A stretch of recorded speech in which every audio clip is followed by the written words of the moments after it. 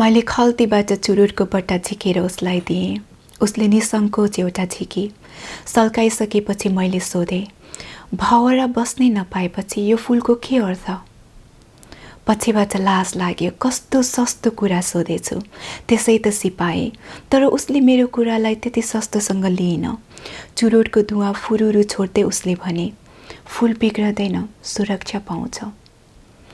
उसप्रतिको मेरो रहर अझै बढ्दै गयो। मैले उसलाई नहेरी भने, त्यसो भए निरुद्देश्य यसलाई नफुलाउनुहोस्। फुलको कुनै न कुनै सार्थकता हुनै पर्छ। जुन फुलको फुल्नुमा र आफूलाई लुटाउनुमा केही विशेषता छैन, त्यसले जीवघाती तन्तु आफूसँग राख्छ भने त्यस विशेषतालाई के विशेषता मान्ने? ओइलाउनु र झर्नु त यसले पर्छ भने एउटा विद्रोहसँग खेलेर सिद्धिन किन नसक्ने? मैले आफ्नो भनाएको प्रभाव उसको अनुहारमा हेर्न खोजेँ, तर ऊ जस्ताको तस्तै थिए, न मलाई नै हेरेकी थिए।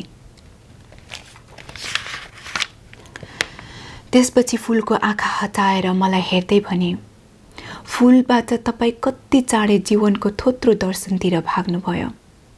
मैले निधार गाँठो पारेँ। ऊ भन्दै गई, आफ्नो निम्ति फुल्नु, आफ्नै निम्ति फक्रिनु, झर्नु जस्तो एउटा बाध्यतालाई स्वीकार गर्नुको निम्ति भवरासँग लाप्पा खेल्नै पर्छ। झर्न त पर्छ भने भवराको चोट सहेर किन झर्ने? आफू मात्र झर्ने, आफ्नो इच्छाले झर्ने।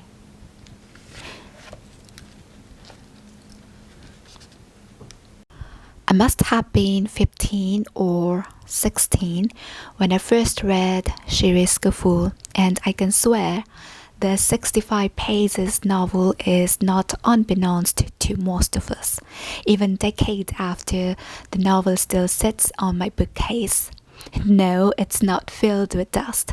Once in a while, my eyes wander through the pages, still struggling to comprehend Sagamberry. Burry, you are a fictitious character. I'm in love with you, Burry, despite of the fact that you are a woman created by a writer, a poet. I salute you, Parijat, for creating such an ambiguous character to intrigue my mind after all these years and haunt me with the question. Burry, you did not have to choose death. Why did you?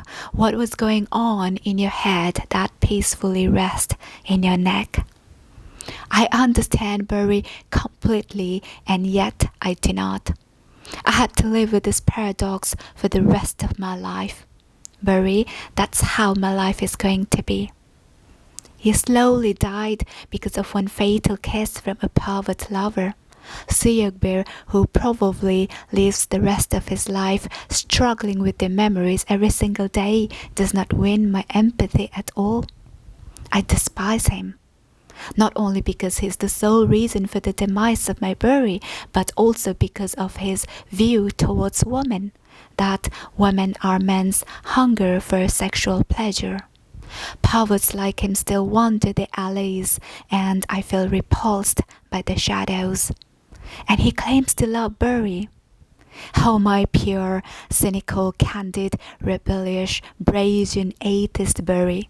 A pervert like him could never love you. He could lust you, but not love you. Love is beyond his reach. Burry, I loved your philosophy of life, and yet you could not live up to it. You were rebellious, but chose to hide and slowly wither like mimosa. Was that it after all? Were you just like the flower, Burry, beautiful and yet frail and susceptible? Why did you give up so easily? Why didn't you fight back? Somewhere deep down, I like to believe that you died because of an illness that's not disclosed by the author, and not because your pride was hurt by a fatal kiss from Suyogbear. I wish I knew how you were feeling, what you were going through. Sadly, I only know you from the narrator's perspective, narrator whom I loathe, narrator whom I despise. Buri, you mentioned both Sangava and Sirish. Sangava is quite the antithesis of Sirish. One traps insects while the other withers. In a way, you did trap Suyogbir in a glass of liquor filled with an endless despondency and agony while you slowly withered. Did it have to be that way, Buri? But then, if you hadn't died, would this novel have been as successful as it is? And would it have etched the memory of every single person who read it? I reckon it wouldn't. My dear Parijat, you had your own struggles. You must have loved and lost for sure. You were a rebellious woman of your time. You were obstinate and wanted to break free from the norms of the society and from the mundane life. You loved flowers. You wandered through the forest, get drenched in rain and smoked marijuana. You are an extraordinary example of perseverance, Parijat, and I have always found your writing quite eloquent. When I was much younger, I wanted to be a writer, just like you. But my pen hardly moved. And now, years later, when I sit on a couch, writing my thoughts on your fictitious character, I regret the fact that my writing skills have sadly atrophied.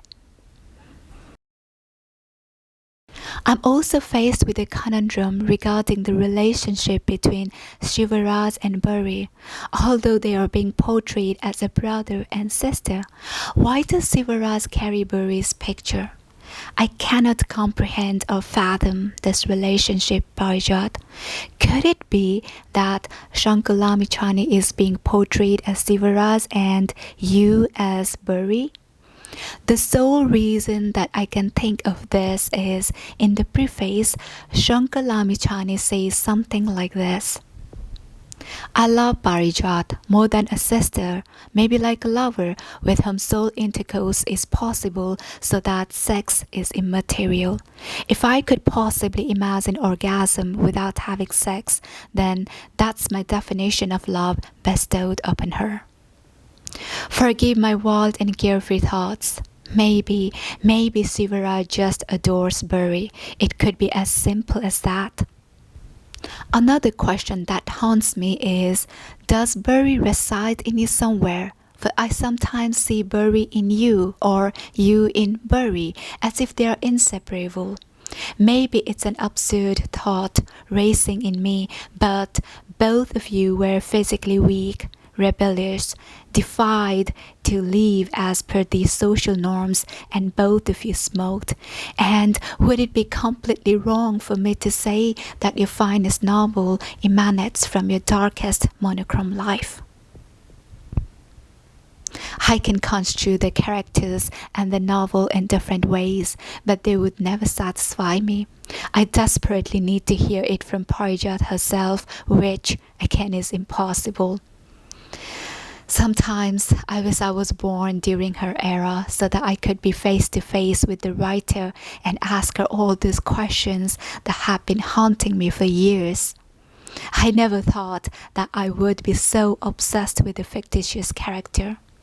Oh, Buri, my friend, my lover, I will never get to know you.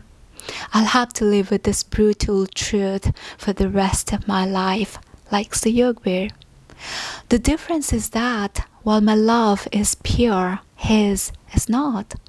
While his endless suffering is just limited to the end of the page, mine will be for the rest of my life. Such is my love for you, Buri. Such is my anguish, and such is my life.